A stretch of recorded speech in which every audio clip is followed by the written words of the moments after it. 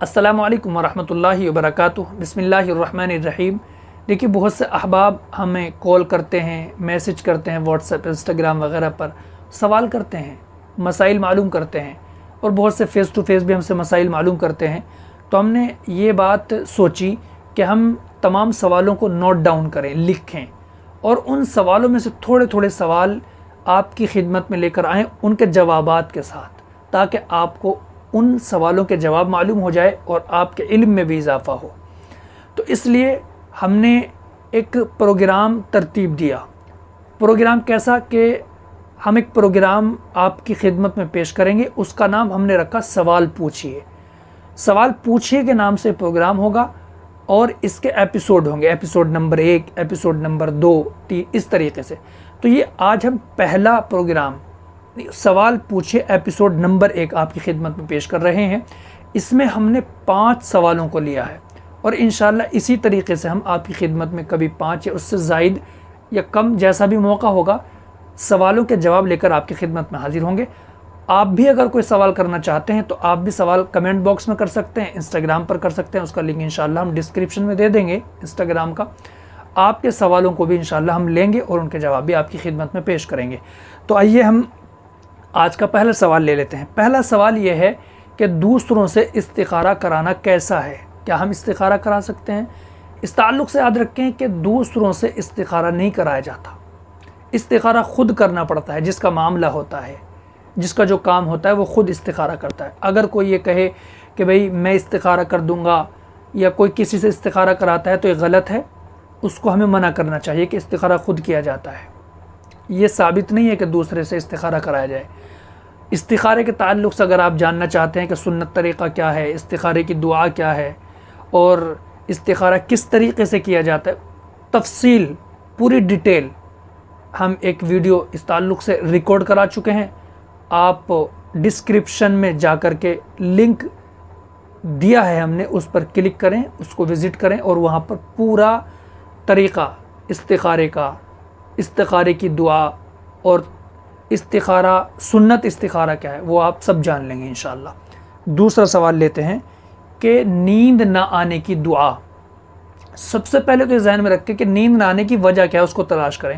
بیماری، کوئی ٹینشن، بیماری ہے تو علاج کرائیں، ٹینشن ہے تو اس ٹینشن کو دور کریں۔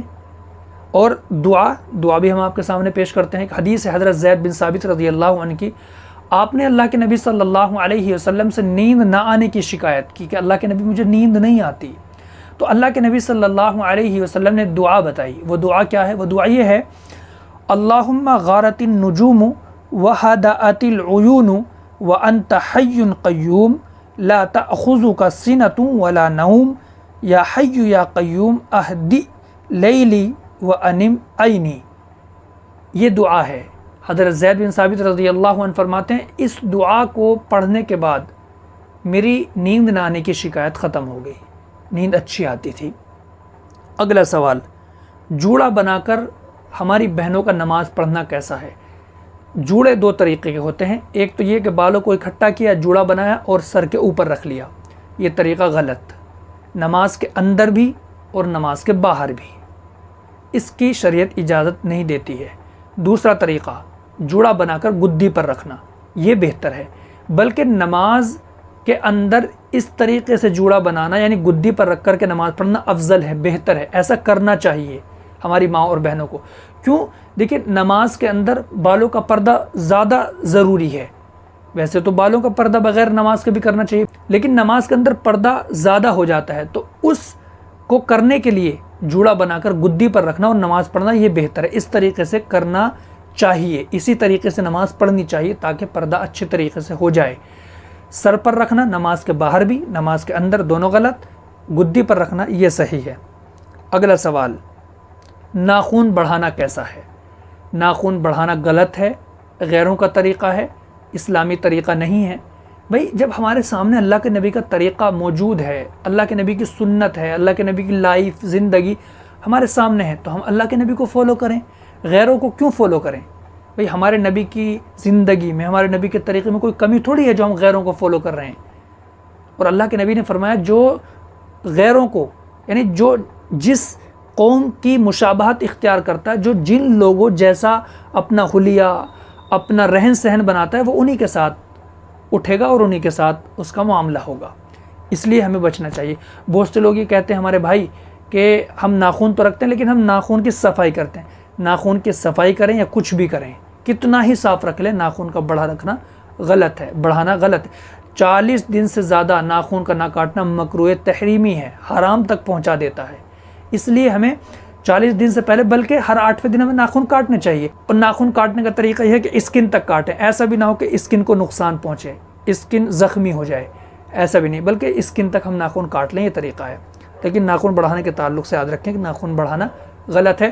اب بہت سی بہنیں ایسی ہوتی ہیں، بھائی بھی ہوتے ہیں کہ 1 انگلی کا ناخن بڑھا لیتے ہیں۔ بھئی کیوں؟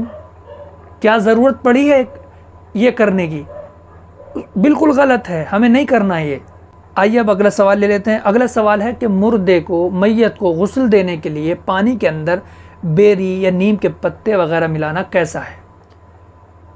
دیکھیے کوئی حرج نہیں ہے۔ مقصد کیا ہے؟ مقصد ہے کہ اس سے بدن کی صفائی ہو جائے، میت کی، مردے کی بدن کی صفائی ہو جائے۔ اب وہ چاہے نیم کے پتے ہوں یا بیری کے پتے ہوں یا صابن وغیرہ ہو، کوئی اور چیز ہو، کسی بھی چیز کا ہم استعمال کر سکتے ہیں، کوئی حرج نہیں ہے۔ فقہا نے اسی لیے اجازت دی ہے کہ بھئی صفائی ہو جائے گی۔ افضل ہے ایسا کرنا، ضروری نہیں ہے، اس کو ضروری نہیں سمجھنا ہے۔ ایسا کرنے میں کوئی حرج نہیں ہے، ایسا نہیں کہ بھئی ایسا نہ کرو، اور ایسا بھی نہیں کہ بھئی ایسا کیوں کر رہے ہو، کریں، افضل ہے، بہتر ہے، بدن کی صفائی ہو جائے گی۔ اس کی جگہ صابن کا استعمال کر لیں، صابن نہ ہو تو پانی گرم کر کے اس طریقے سے کر لیں کہ اچھی طریقے سے بدن کی صفائی ہو جائے۔ الغرض کہنے کا مقصد یہ تھا کہ پانی کے اندر نیم کے پتے اور بیری کے پتے ملانے میں کوئی حرج نہیں ہے، افضل ہے، ملا سکتے ہیں۔ تو دیکھیے یہ ہم نے 5 سوال آپ کی خدمت میں پیش کیے ہیں اپنے پہلے پروگرام سوال پوچھئے کے ایپیسوڈ نمبر 1 میں۔ انشاءاللہ پھر سے ہم آپ کی خدمت میں لے کر اگلا ایپیسوڈ حاضر ہوں گے، اور اس میں پھر کچھ سوالوں کے جواب آپ کے سامنے لائیں گے۔ آپ کا بھی کوئی سوال ہو تو آپ بھی کمنٹ باکس میں کریں یا انسٹاگرام پر میسج کر کے، اس کا لنک انشاءاللہ ہم ڈسکرپشن میں دے دیں گے۔ السلام علیکم ورحمۃ اللہ وبرکاتہ۔